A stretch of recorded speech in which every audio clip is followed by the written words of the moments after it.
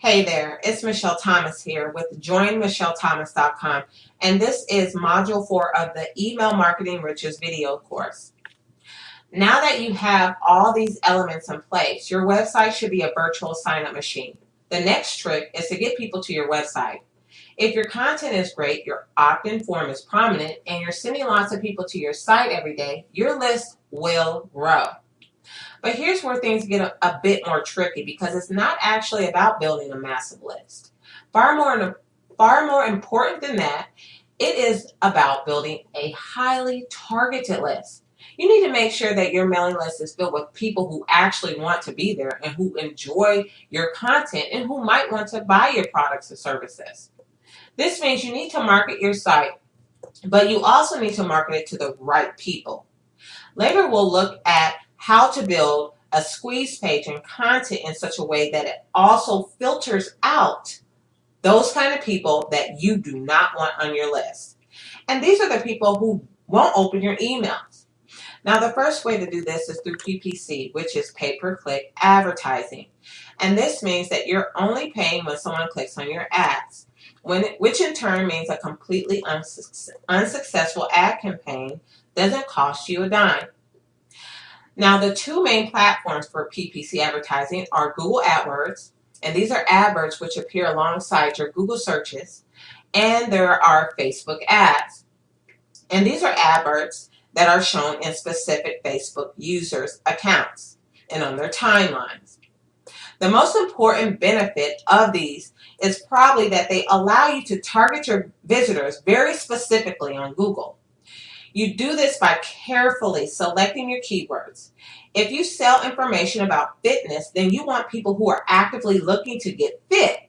And the best way to find those people is to place your ad on the SERPs, which stands for search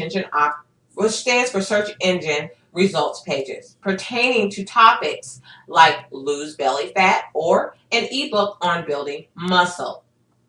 Now, if you do this, then you'll only be promoting yourself to people actively looking for information similar to that which you supply. On Facebook, meanwhile, you can do the same thing by targeting your viewers based on their hobbies, interests, gender, location, and so on. If your website is about wedding planning, for example, then you can ensure that your ads are only being shown to people who are engaged in that area. That will make sure that you are targeting the right people. But is that enough? You're still paying several cents for each of those visitors and even more for each subscriber. Is a subscriber worth that much? While estimates vary, it's generally agreed that subscribers are broadly worth about $1. As long as you're paying less than $1 per subscriber, then you should expect to see some ROI, which is return on investment. But this will only happen if the list is targeted. It will only happen if the people who subscribe are likely to buy your products down the line. That's why we might choose to go even further in targeting your list. For example, you could state outright in your advert that the list is to receive information about exciting new products. So now only people who are potentially interested in buying your products will sign up. Likewise, if you have a squeeze page, you can focus this on a project that you're currently working on and something you intend to sell in the near future. Then you can invite people to sign up if they like to learn more information about your product or service. Again, you are now paying for people who are actually interested in buying something, not just reading what you have to send out to your mailing list. And this means ROI.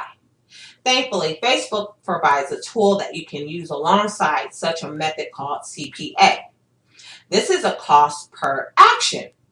And essentially, it means that you are no longer paying per click, but you're paying per action.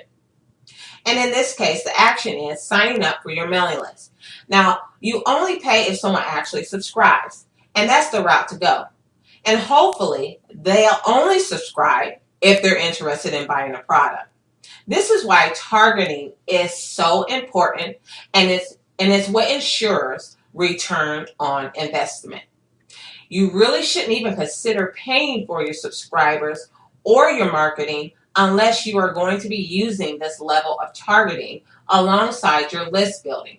Meanwhile, you can keep driving people to your site using SEO and social media marketing. Of course, SEO is search engine optimization, and it revolves around adding lots of relevant content to your website as well as generating lots of links and external website links.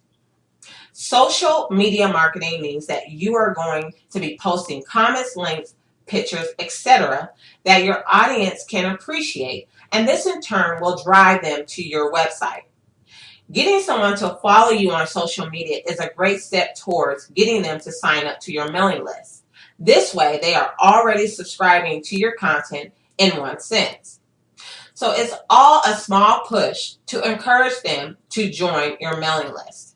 Again, that step is going to be motivated by the high quality content that you keep adding to your website or blog. Make sure you post content to your website regularly and that you do the same with your social media accounts. Likewise, maintain a consistent branding across all your social media accounts and your website, and be sure to link your website to your social media accounts and vice versa. You want to create as many routes as possible to help people discover your site and thus your mailing list. Thanks for watching, and I'll see you on the next video.